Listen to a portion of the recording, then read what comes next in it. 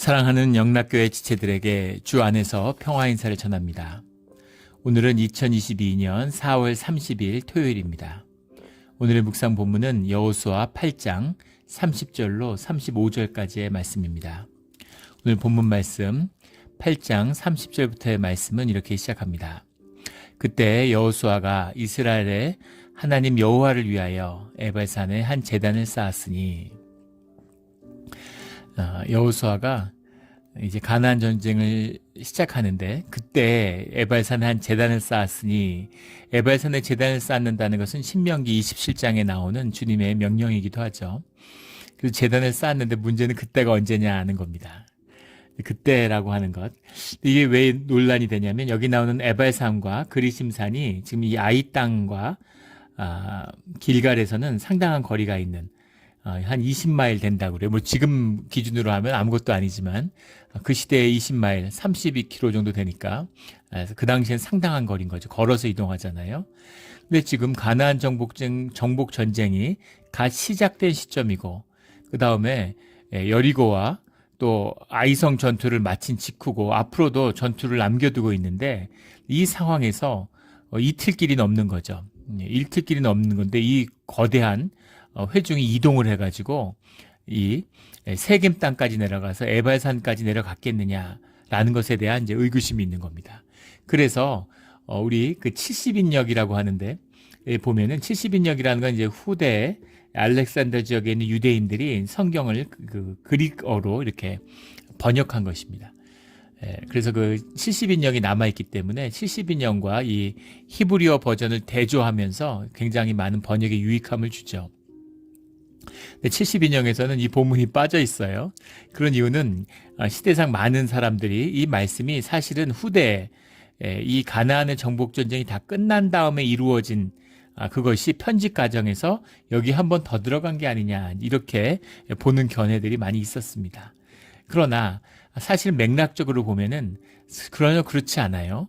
이틀길을 내려가서 사실은 세겜 땅까지 가서 그래서 에발산의 제단을 쌓은 의미가 큰 것이죠. 왜 그럴까요?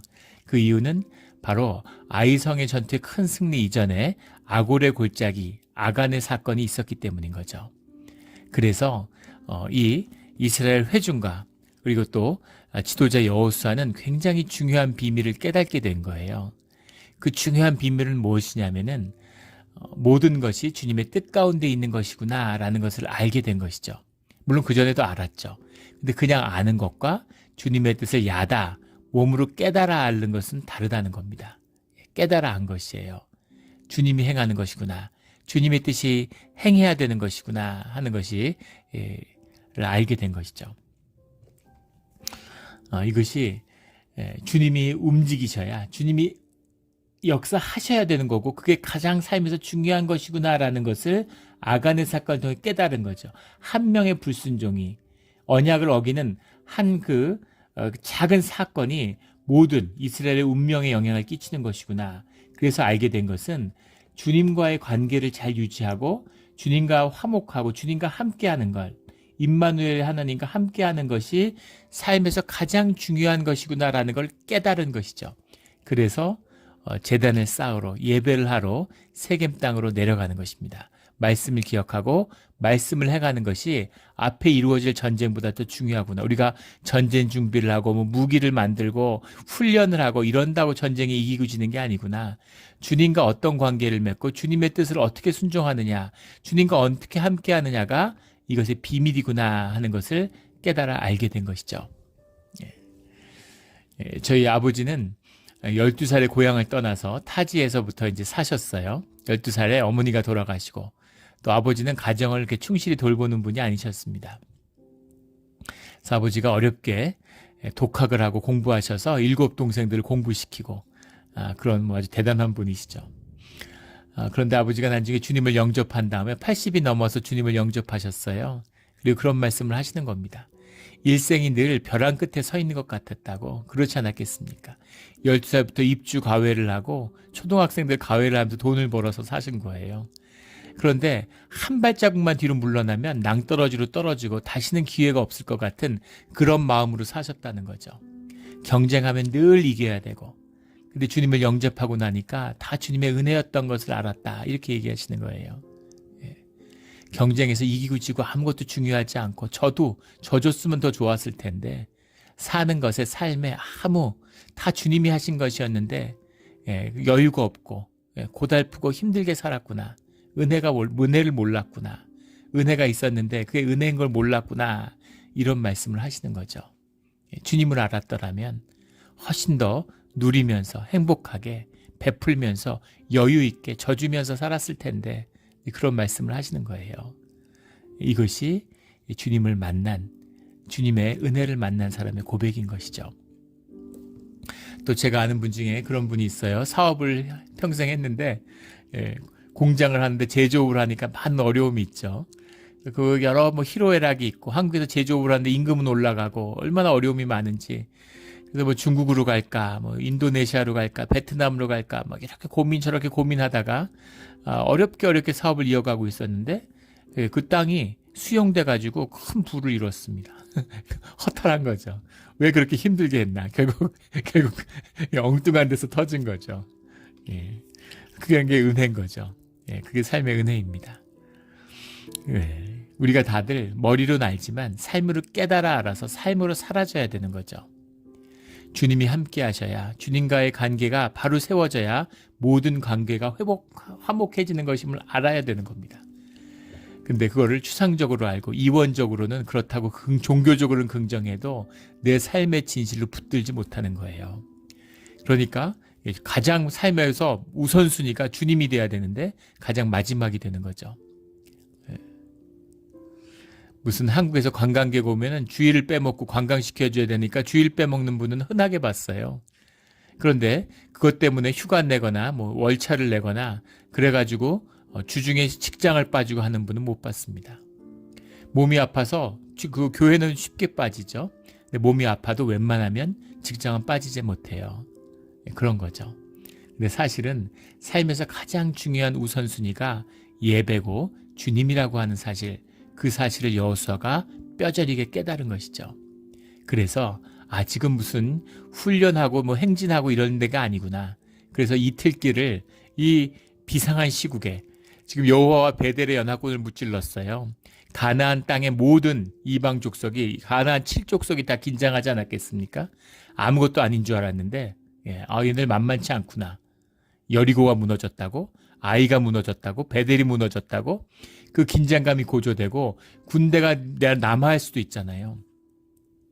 그런 절체절명의 순간이 될 수도 있는 순간에 예배를 드리려고 이틀길을 걸어서 세겜 땅으로 내려간 것이죠.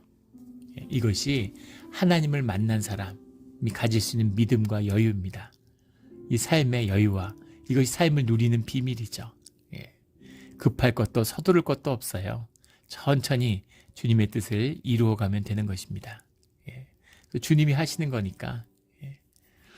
저희도 이제 교회 설립 기념주일이고 또 어머니 주일이고 교회가 바쁘죠. 가족의 달이고 일이 많잖아요.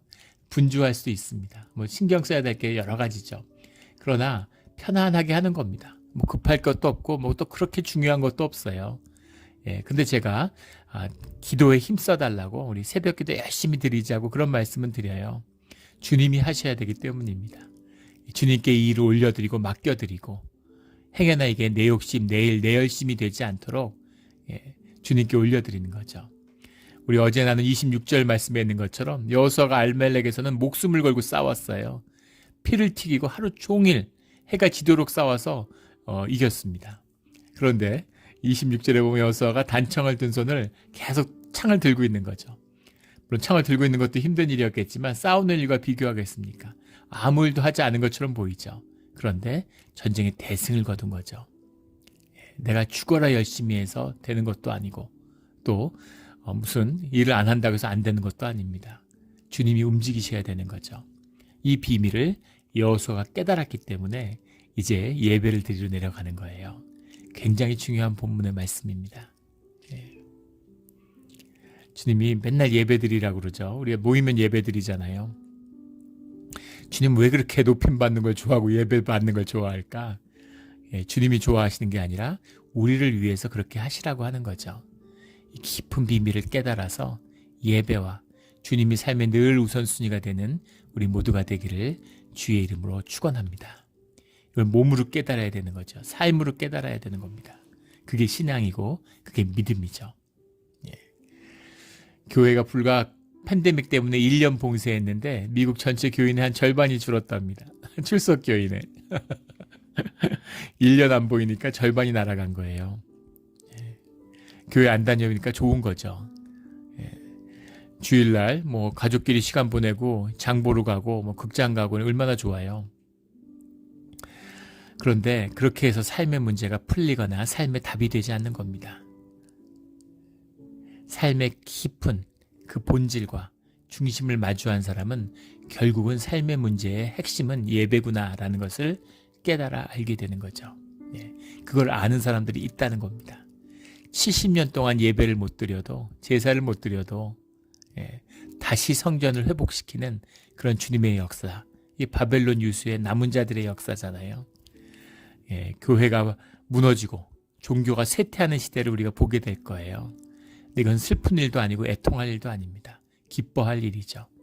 주님의 참된 교회가 회복되는 그런 시간을 보게 될 거예요. 겉으로 보면, 껍질로 보면 껍데기에는 고난과 어려움의 시간이 되겠지만 본질에서는 하나님의 실제가 회복되는, 진짜 예배가 회복되는, 진짜 교회가 회복되는 그런 귀한 시간이 되는 것이죠. 그런 시간을 함께 나누며 진짜 교회를 이루어가는 우리 몬트레이 영락 공동체가 되기를 주의 이름으로 축원합니다. 31절에 이는 여호와의 종 모세가 이스라엘 자손에게 명령한 것과 모세의 율법책에 기록된 대로 쇠 연장으로 다듬지 아니한 쇠돌로 만든 제단이라. 이 말씀은 신명기 27장에 나오는 또 출애굽기 20장에 나왔던 말씀이죠. 쇠 연장으로 다듬지 않는 쇠돌이다라는 것은 돌을 다듬지 못하게 해요. 제단의 돌을. 그러니까 주님에게서 주어진 이 제단을 쌓는 것과 이 제사의 중심이 주님께 속한 것이다. 주님이 주관하시는 것이다. 라는 것을 분명히 말씀하고 있는 거죠. 사람들이 꾸미고 사람들이 세우는 그런 종교가 아니라 주님의 임재 가운데 주님의 뜻대로 행하는 순종의 역사인 것이다. 라는 것을 말씀하고 있는 겁니다. 이런 것이죠. 너희가 아무리 돈이 많아도 호텔에서 돌잔치하고 호텔에서 결혼하고 이런 거 하지 마라. 이렇게 주님이 말씀하셨다고 생각해 보세요. 너무 좋죠. 안 그래 돈도 없는데 주님이 말씀하시니까 마음에 부담도 없고 애들한테도 야 돌잔치 이런 거 무슨 결혼식 이런 거 호텔에서 하지 마. 주님의 말씀이야. 명령이야. 이러면 얼마나 떳떳하고 당당합니까? 좋은 것 같아요. 그런데 나중에 돈이 많이 벌어서 아주 떼부자가 되고 나면 돈을 쓰고 싶은 거죠. 무슨 큰 돈 들여서 보란 듯이 남들한테 뻐기고 그렇게 돌잔치 무슨 호텔 결혼식 이런 데 수억을 쓰고 싶은 겁니다. 인간의 있는 마음의 중심에 있는 탐욕이고 우리 에고입니다. 그런데 그런 곳으로 주님 앞에 예배를 드릴 수는 없다. 그런 곳으로 제사를 드릴 수는 없다라는 주님의 말씀이죠. 우리 예전에 한국에서 제가 다녔던 결혼했던 교회인데 거기는 목사님이 결혼식 때 화한 이런 거를 교회에서 하는데 절대 못하게 하셨어요. 꽃단장 이런 거. 얼마나 그걸 예쁘게 예배당을 꾸미고 싶습니까? 근데 절대 그렇게 못하게 하시고 장례식도 마찬가지였습니다. 그래서 장례식을 하는데 화한 같은 거 앞에다 막 세우고 이런 거 절대 못하게 해요. 주님 앞에서는 다 똑같다는 게 그 목사님의 말씀이셨어요. 주님 앞에 가는데 땅에서 어떻게 살았던 주님 앞에서는 다 똑같은 것이고 그것이 장래의 의미다라는 겁니다. 이 기독교의 정신이죠. 미국에 여기 우리 샌프란시스코 이런 데 가도 그 국립묘지가 있잖아요. 미국의 국립묘지에 가면 인상 깊은 건 모든 묘비가 다 똑같습니다. 한국의 국립묘지 가보셨나요? 한국의 국립묘지 가면 전직 대통령, 뭐 군대에서도 장군 묘지, 또 장교들 묘지, 사병 묘지가 다 달라요. 그게 뭡니까 도대체. 죽으면 주님 앞에서는 다 똑같은 것이죠. 다 똑같이 했으면 좋겠어요. 주님의 앞에 품으로 돌아가고 똑같은 자식인데 세상에 살면서 뭘 했던 그게 뭐가 중요하겠습니까? 그런 모습인 거죠. 그래서 주님이 주관하시는, 주님이 중심이 되고 주님의 뜻대로 행해지는 것이 제사와 예배의 본질이다라는 것을 말씀하고 있는 것이죠. 이것이 쇠 연장으로 다듬지 아니한 쇠돌 이 의미입니다. 근데 이것을 참 아이러니하게도 다윗과 솔로몬 시대에 깨졌죠. 솔로몬이 다윗이 평생에 준비한 주님의 뜻에 합당하지 않기 때문에 다윗이 세우지 않은 성전을 솔로몬이 세웠습니다. 그때는 주님의 임재가 함께했기 때문에 국력이 뻗치는 거죠. 국력이 뻗치니까 아주 그냥 번지르하게 주님이 말씀하신 대로 하지 않고 누가 봐도 그냥 입이 떡 벌어지는 아주 멋진 화려한 웅장한 그런 성전을 지었는데 그 성전에 주님이 머무시지 않는 겁니다. 그것이 이스라엘의 몰락의 시작이죠. 새 연장으로 다듬지 아니한 쇠돌, 이 깊은 뜻을 깨달아 아는 우리의 예배의 자리가 되기를 주의 이름으로 축원합니다. 32절에 여호수아가 거기서 모세가 기록한 율법을 이스라엘 자손의 목전에서 그 돌에 기록하매 번제물과 화목 제목을 드리고 그리고 그 목전을 돌에다가 말씀을 기록했다라는 겁니다.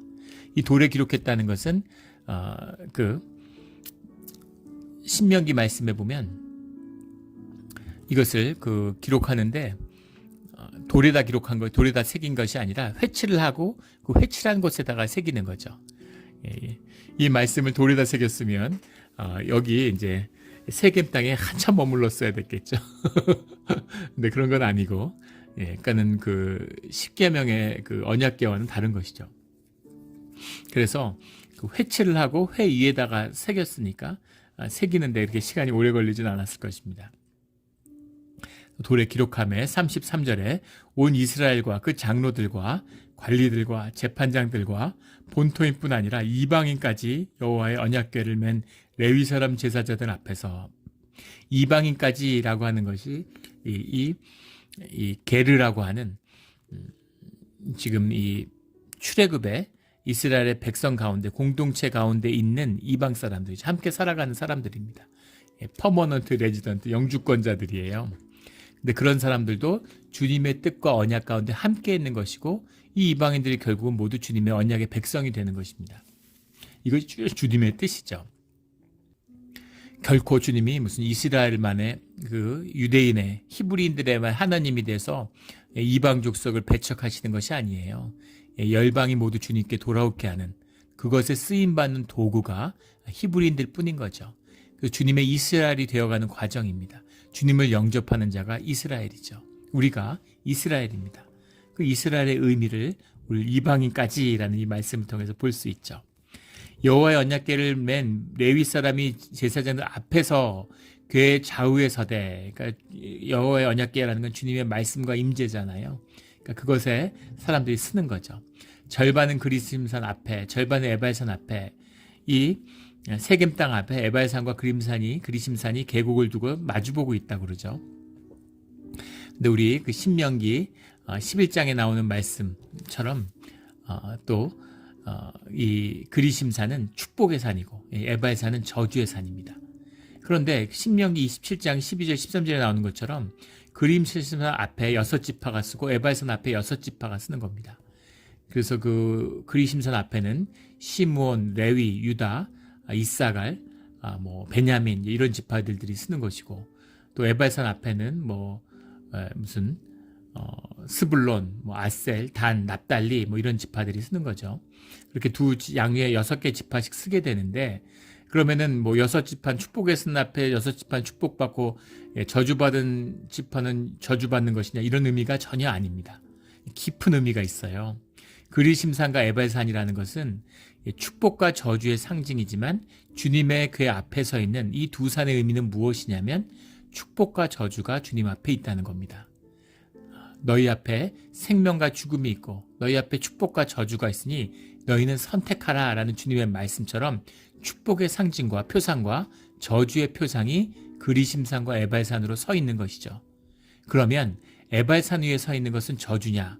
근데 오늘 말씀해 보면 30절에 에발산에 한 제단을 쌓았으니 주님께 와서 제단을 쌓은 곳이 에발산 앞이에요.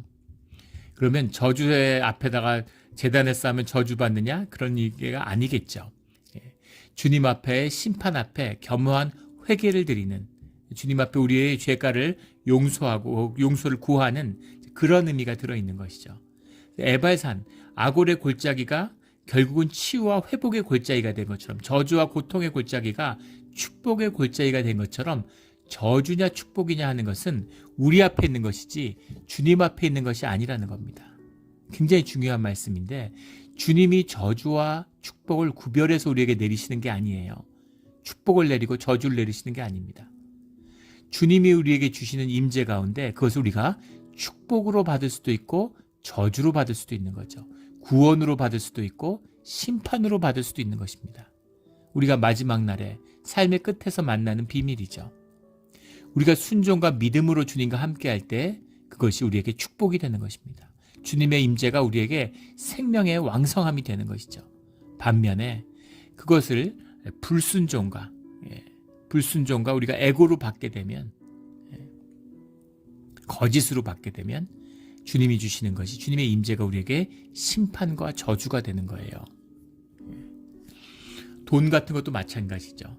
우리가 주님의 뜻에 따라 주님 안에서 생명을 누리며 살아가는 삶의 그릇이 되면 주님이 물질의 축복, 돈의 축복을 주시는 것이 축복입니다. 돈 싫어하는 사람이 어디 있어요? 돈 있으면 좋죠. 그걸 누리면서 얼마나 많은 사람들이 기쁨과 행복을 누릴 수 있겠습니까? 어제 세계은행이 발표를 했는데, 금년 안에 이 상태에서 특별한 대책이 없으면 금년이 가기 전에 41개국이 부도가 날 거라고 그러죠. 지금 스리랑카가 부도가 났죠. 41개국이 부도가 날 거라고 얘기합니다. 극빈다. 소득이 10,000불이 안 되는 나라, 1,000불이 안 되는 나라가 71개국이 있는데, 200여 개 나라 중에 그 나라 중에 41개국, 42개국이 부도가 나고, 그리고 1,000불부터 12,000불 사이에 있는 개도국이 한 110개국 정도 되는데, 그 나라 중들도 대부분 다 위험에 처해 있다는 겁니다. 한국은 한 30여 개 되는 선진국에 들어가더라고요.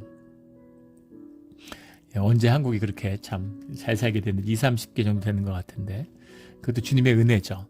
반세기 전에는 세계 최빈국이었어요. 그런데 그 70여 개국의 최빈국들, 1,000불 안 되는 나라들, 그 나라들이 후진국 중에 그 나라들을 다 합쳐도, 인구는 압도적인데 그걸 다 합쳐도 세계 경제의 2%밖에 안 된다는 겁니다. 그래서 그 나라들이 부도나는 것이 세계 경제에 큰 영향을 안 준다는 거예요. 그러니까 아무도 관심을 안 갖는 거죠. 그 빚을 다 합쳐봐야 뭐 한 350억 불 정도 되는데, 미국에 있는 큰 회사들, 무슨 빅테크라고 하는 회사들, 그런 회사들이 다 한 해에 갚아줘도 아무 부담도 안 된대요. 애플 같은 게 수천억 달러를 자산을 쌓아놓고 있답니다. 그런 회사에서 그냥 자기 자산의 일부로 그냥 세계 71개국의 부채를 하루아침에 다 갚아줄 수도 있는 돈이라는 거예요. 참 놀랍죠. 스리랑카의 국가 부도도 그냥 삼성이 갚아줘도 아무 부담도 안 된다는 겁니다.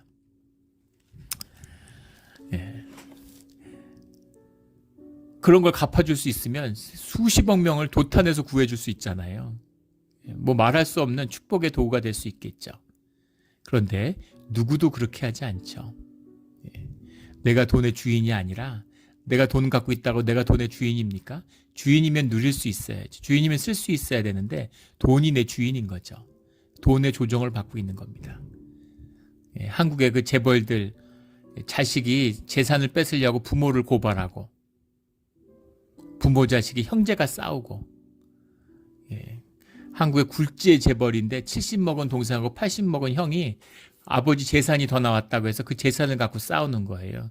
각자 재산이 다 수조 원 되고 얼마나 더 산다고. 도대체 돈이 뭐길래 돈이 수조 원 있는데 그걸 더 갖겠다고 저렇게 재판을 하고 싸울까. 한국에 무슨 또 재벌인데 큰 부자인데 죽었는데 여동생하고 오빠가 아버지 죽은 장래의 축의금을 갖고 나누는 것 때문에 재판이 붙었죠. 둘 다 엄청 부자예요. 축의금 얼마 된다고, 뭐 물론 적지 않은 돈이겠지만 그 돈 재산에 비하면 아무것도 아니죠. 그것 때문에 싸우게, 뭔가 의가 단단히 틀어지고 상대방을 고통받게 하고 싶겠다는 마음이 있는 거겠죠. 그럴 거면 돈이 무슨 소용이 있습니까? 없는 게 낫죠. 그런 겁니다. 가난이 좋은 것이 아니라 그것을 누릴 수 있는 그릇이 돼야지 돈이 축복이 된다는 말이에요. 돈 자체가 축복도 저주도 아니죠. 축복이 될 수도 있고 저주가 될 수 있습니다. 그것은 우리에게 달려있는 것이죠. 그것처럼 주님의 임재가 구원이 될 수도 있고 심판이 될 수도 있는 그것이 바로 이 그리심산과 에발산의 비밀이다라는 겁니다. 주님 앞에 어떠한 마음으로 나오느냐. 교회를 다니는데 신앙과 믿음으로 다닌다면 이것보다 귀한 축복이 어디 있겠어요. 그런데 종교의 행위를 한다면 이것보다 큰 저주가 없습니다. 죄인은 용서받아도 종교인은 용서받지 못해요. 주님이 연자맥도를 목에 걸고 연못에 뛰어드는 편이 나을 거다 이렇게까지 말씀하셨죠. 입만 열면은 하나님 얘기를 하고 율법을 입에 외워서 살고 나팔을 불면서 구제를 하는 그런 유대 종교인들을 향한 주님의 말씀이셨습니다. 이것이 신앙과 종교를 가르는 그리심산과 에발산을 가르는 우리의 모습인 거죠. 늘 주님 앞에서 축복을, 생명을 선택하는 우리 모두가 되기를 주의 이름으로 축원합니다. 34절에 그 후에 여호수아가 율법책에 기록된 모든 것대로 축복과 저주하는 율법의 모든 말씀을 낭독하였으니 주님의 산 앞에서 주님에게 언약하는 가운데 주님의 말씀을 다시 선포하는 것이죠. 35절에 모세가 명령한 것은 여호수아가 이스라엘 온 회중과 여자들과 아이와 그들 중에 동행하는 거류민들 앞에서 낭독하지 아니하는 말이 하나도 없었더라. 주님이 주신 말씀을 온전히 있는 그대로 영접하는 그 회중의 모습입니다. 여자들과 아이까지 동행하는 거류민들까지 모두가 주님 말씀 앞에 하나가 된 것이죠. 이 축복의 문을 여는 비밀이에요. 이 깊은 제사의 비밀을 깨달아, 이 깊은 예배의 소중함을 깨달아 삶 가운데 신앙 가운데 늘 예배를 통해 새로워지는 우리의 삶의 자리, 축복의 자리, 복된 자리가 되기를 주의 이름으로 축원합니다. 아멘. 함께 기도드리겠습니다. 하나님 아버지 감사합니다. 교회를 다니는데 예배가 무엇인지를 몰라서 삶의 진실로 주님을 만나지 못해서 종교 생활을 하고 교회를 흉내내고 예배를 흉내내는 삶을 살았습니다. 주여 아버지여, 삶의 진실로 자원하는 심령으로 이 예배의 참된 뜻을 깨달아 저주를 끊고 생명의 축복의 문을 여는 우리의 신앙의 자리, 삶의 자리가 되게 하여 주시옵소서. 주님, 귀한 말씀 주시고 우리와 함께 하여 주시며 하늘의 복의 문을 열어주시는 것 감사합니다. 감사합니다 주님. 이 귀한 진실을 결코 놓치지 않는, 이 복을 결코 놓치지 않는 우리 모두가 되게 하여 주시옵소서. 감사드리며 예수 그리스도의 이름으로 기도드렸습니다.